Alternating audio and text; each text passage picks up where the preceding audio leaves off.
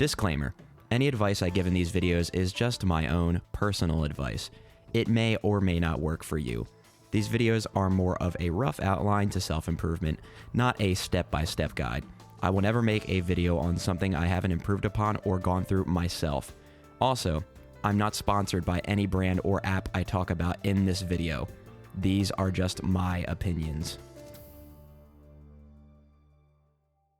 When are you gonna move out? That's a phrase many young adults hear in their lifetime from their relatives. I've definitely had my fair share of this. I've always been quite the procrastinator, and another thing I procrastinated in was moving out on my own, because I didn't move out on my own until I was 27. Now, the first time that I technically moved, but not moved out, was back in mid-1996 or so, when I was around 1.5 maybe. And we moved from the east side of our city to where my mom currently lives to this day, on the west side. But the first time that I remember moving was in the summer of 2013 to my grandparents' house, between me graduating high school and me starting my first year of college. There are multiple factors why I moved, even though my mom's house is still not that far from the university. One of them was my grandparents lived in the town that the university is in. But another was that my mom and I never really got along, so we thought this would be a good opportunity for me to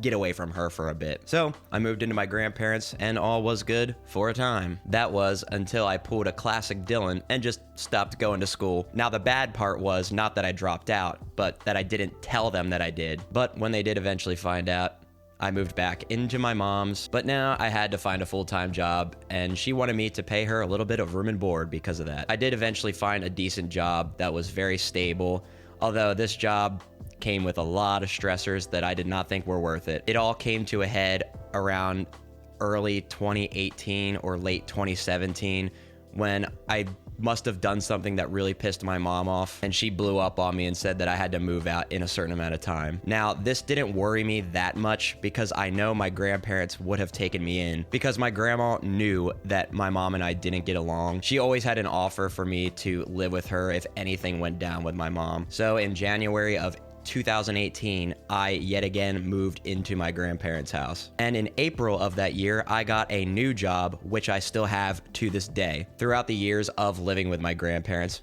we never fought. They never were down my throat about anything. It was night and day versus living with my mom. But there was always that nagging feeling in the back of my mind that I wanted to have my own place. I pretty much had all the prerequisites to moving out. I had a decent income. I had a good credit score. I just needed to get off my lazy ass and do something about it. And thankfully, an opportunity came to me. It was late in 2021 when my brother came to me one day and asked if I was wanting to move out of my grandparents' house. You see, he and his roommates were thinking of disbanding by the time that their lease was over in February of the following year. So we decided to try to look for different apartments. So we found one in downtown Lancaster that was perfect for us, but it just got snatched up before we could get it. So then we applied to a whole bunch of other places, and we did only hear back from one of these places. And they said that based on both of our pay stubs, we combined didn't make 3 times the rent which was needed. In reality, because I am a delivery driver, I make most of my money on tips, so they were not able to account for that. But there was a second option that we could do. We could get a guarantor to sign on for us. That's when we hit our good old mom up, and she trusted us enough, so she signed. And then a couple weeks later, we got an email saying that we had been approved. So then we did all the preparations we needed for move-in day. So on February 28th, 2022, we packed all of our stuff into a trailer that our mom's boyfriend let us borrow, and a few of our cars, including our grandparents', mine, and my brother's car. We got to the leasing office to sign the final papers and get our keys, but it was then that there were 2 glaring issues. One is that I misunderstood what type of payment I needed to pay the first month's rent when we got there, and the other was that my brother thought that he had set up the electric, which is the only utility that we need to pay here, but I guess he didn't. And we needed both of those things to actually get the keys. So we scrambled around town trying to find a place that would give us enough money through a money order to actually pay, all while Colin was on the phone getting more and more frustrated because he kept being put on hold with the electric company. It was then at a local CVS pharmacy that the cashier, after not being able to give us the right amount of money, told us that we could go to the bank and get an official check like he did. And then on the way back to the apartment, Colin finally got through to the electric company. So everything came together all at once. It was such a relief. All in all, I learned so much about the move-in process that next time I'm gonna be fucking prepared. So now that you've heard my journey of moving in with my grandparents, moving out of my grandparents, moving into this place, I am not only gonna list some pros and cons of both living with relatives versus moving out on your own, but I'm also gonna share some steps and give advice on how you can move out on your own as well. Starting off with the pros of living with your relatives. First off, it's much cheaper or even free. If they're fine with you not paying room and board or part of the groceries, then cool, but don't take advantage or take for granted this opportunity. I had to pay my grandparents a very small amount relative to today's average rent. Next, in the pros of living with relatives, you won't be as lonely potentially. If you're a person who gets lonely easily like I am, then living with relatives can almost guarantee that you'll always have to interact with them. And finally, for the pros of living with relatives, you can mutually help each other out with household tasks. Things like cleaning, cooking, home repairs, lawn care, etc. can be distributed throughout the household instead of you just being on your own with it. Next are the cons of living with relatives. First up, if you're into the dating scene, a potential partner may think you're weird for still living with your relatives. I don't think it is. It's just the reality of the situation. And the next con of living with relatives, even if they respect your privacy as an adult, it can still feel like your relatives are always on top of you about everything. They may just be curious, but if you value privacy, then this may not be the ideal situation for you. And the final con of living with relatives, you might still have to live by their rules. That's the situation I had before moving out of my mom's house into my grandparents'. She was more strict about everything than my grandparents, and I was treated like I was still a kid in a lot of situations. Next, we're gonna move on to the pros of moving out on your own. And first off, as a person with their own place, even if it is with roommates, the people who think it's weird to still live with your relatives as an adult will appreciate you for seeming more independent. Again, I don't have this philosophy, but many other people do. Next, in the pros of moving out, even with roommates, as long as you respect each other's privacy, it doesn't seem as overbearing. And if you're on your own, you have all the privacy you want. I've noticed that I truly feel freer to do more things around my apartment since moving out. And the next pro of moving out on your own, once you have a place that is your own, you'll most likely take more pride in that space, so you may instinctually become better at maintaining and cleaning it. Not everyone may experience this, but before moving into my own place, I couldn't care less about cleaning my bedroom at home. Although I did really start to be good at keeping tidy when I moved into my grandparents' house, nowadays, I really am diligent with keeping my whole apartment tidy. It also helps that my brother is similar to me in this aspect. And the final pro of moving out on your own is that you're a free person. The only rules you have are those you and potential roommates set for yourself. Any rules that your landlord has if you rent, and of course, any law that happens to be in effect for wherever you live. No relatives are there to tell you what you can and can't do, since they aren't the ones who own or rent your place. And finally, we're gonna get to the cons of moving out on your own. First off, the price will almost certainly be higher in all aspects. You now have a rent or mortgage, all of your own food costs, any utilities that aren't included, and many other things that you may not see coming. And the next con of moving out is, especially if you live by yourself or an antisocial roommate, you'll be lonelier than if you lived with relatives. If you are antisocial, this won't be too much of an issue. And also, I've found that even if you are a social butterfly, some alone time is good, just not all the time. And the final con of moving out is that the initial stages of moving out can be extremely stressful to the point of potential breakdowns. The first few days can be hell, even if you plan it all out. Like I mentioned before, there were two major stressors on my brother and I on moving day nearly a year ago now, and it's still, to this day, the worst stress we've felt since. It does get better when you're all settled in, so this one isn't too much of a downside. Now that you have my pros and cons of both staying with family and moving out on your own, try weighing them out as well as coming up with some of your own.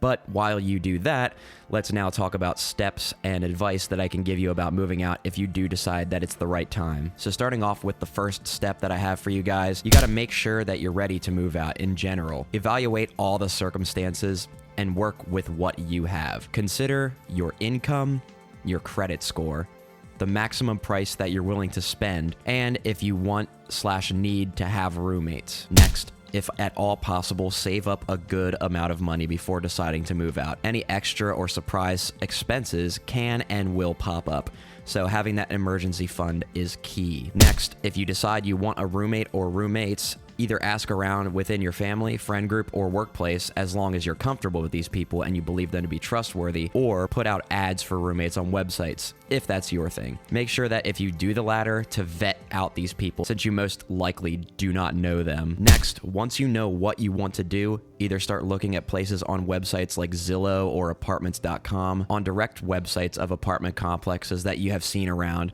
or by visiting the offices of these complexes in person to see if they're renting or selling. Not every single listing will be on the third-party websites, like my brother and I found out, since we found our current apartment from the direct website of our complex. The first piece of advice is that you can never apply to too many places, but also try to be selective. You may need to make some sacrifices along the way, like price, amenities, etc., but there will always be the non-negotiables. And another piece of advice I have is don't be afraid to contact these places by either phone call or email after a bit of waiting, so they know that you truly are interested. Don't pester, but be tenacious with this. One other piece of advice I have is don't feel down if you get rejected by some places. We initially got rejected by our current apartment complex, but we were able to get our mom to sign on as a guarantor, which allowed us to get approved. Next, once you are accepted, choose which place is the best fit for you and possible roommates. Do all necessary paperwork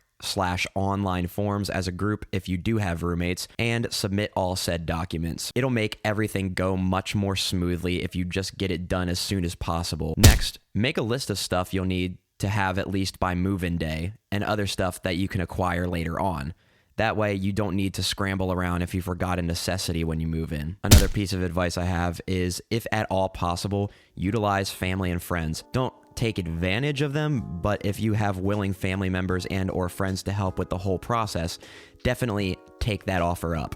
My brother and I were super fortunate to have our grandparents buy nearly all of our furniture and kitchen supplies, as well as help us move in, as well as our mom's boyfriend providing a trailer, so we didn't even need to rent a moving truck. Another piece of advice, make sure to read all emails or mail sent by the complex, like how much you need to pay on move-in day, how that payment needs to be made, what utilities you need to set up, and the location of both the exact apartment and the office. Like I described earlier, 2 of these things were the biggest stressor on my brother and I since we weren't fully prepared. Next, pack any items not needed until move-in day ahead of time to make it easier closer to that day. And the final piece of advice I can give you is that just to make sure you pay your rent and mortgage on time every month and be the best tenant you can be, so they never have trouble with you. You may get on the landlord's list if you don't follow any of these guidelines, which can result in an eviction. Now, these mostly have to do with if you're renting, not buying, since I have only ever rented